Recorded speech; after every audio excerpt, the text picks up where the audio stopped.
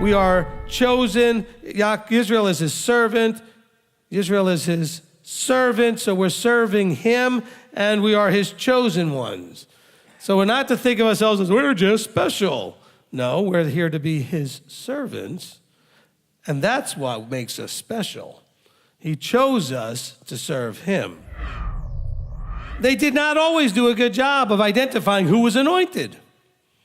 We have that responsibility. We have to prayerfully seek the Father and say, show me you're anointed so that I can do them no evil and that I can make sure that I'm not touching them, meaning in an inappropriate way. Am I doing something that would affect them, derail them, stop them from what they've been called, anointed to do, that kind of thing. Not necessarily physically touch them. He says, do not, think of it this way, as an idiomatic phrase, do not interfere with what they're doing. So you can see the powerful effect of leadership here. The king has brought these things back and put them back in place and has basically instructed or commanded the people, you need to now get back in line with this. But he's not just dictating it, he's giving them reasons. Because Yahweh created everything. Because it says his mercy endures forever. His kindness is everlasting. He is good. He did all these signs and right rulings for you. He did all these wonderful things. Prophets generally go to who? The king.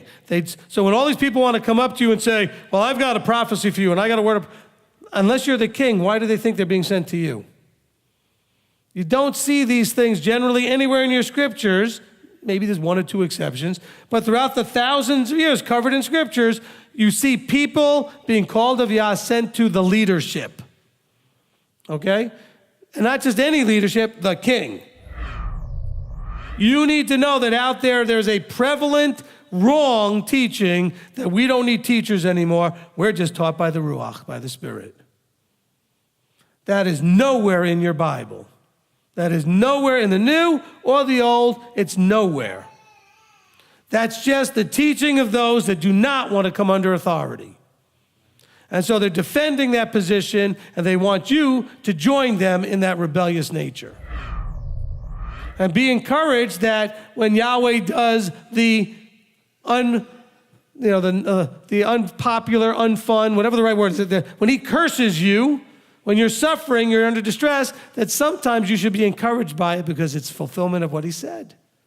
And if he's going to follow through on one, he'll follow through on all. And that includes the negative stuff. When he said, I will disperse you to the corners of the earth, and we read that that's exactly what he did, but he said it a long time before he did it. That's part of our evidence and proof that he knows the end from the beginning. Now, it's new by the fact that they broke the old one. So it's a new one.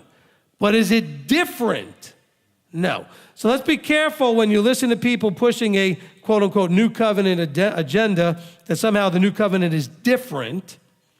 No, it's new because the other one was broken. It is not different.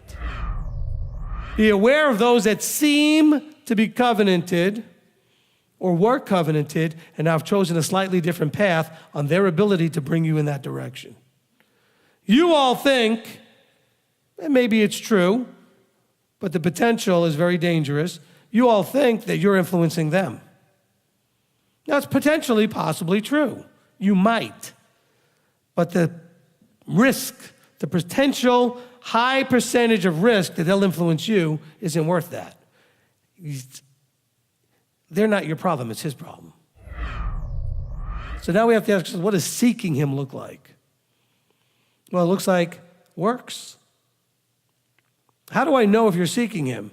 Well, some of you, I can know right away, all of you actually, because you're here. And it's Shabbat. You could have been somewhere else. You could have been doing something else. You could have been working or playing or doing whatever you wanted to do. But you chose, because you're seeking him, to not forsake the assembling and come into a Mikra Kodesh, a commanded assembly, on the Shabbat. So I can see that you're seeking him.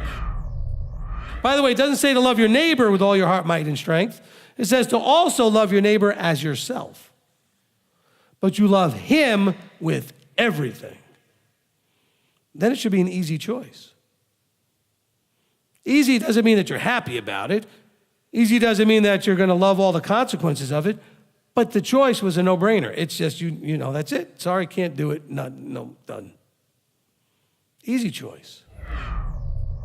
Strong leadership is necessary. Why? Because we are children. We're spoiled children. We're disobedient, rebellious children. And if you're a parent, what do you need to do with those kind of children? You need to be strong with them. They need strong hand. I'm not saying you need to hit them with it. I'm saying they need a strong hand. They need to know that you mean what you say and you say what you mean. And that if you say there will be consequences, there are consequences. And if you say there'll be reward, there's reward.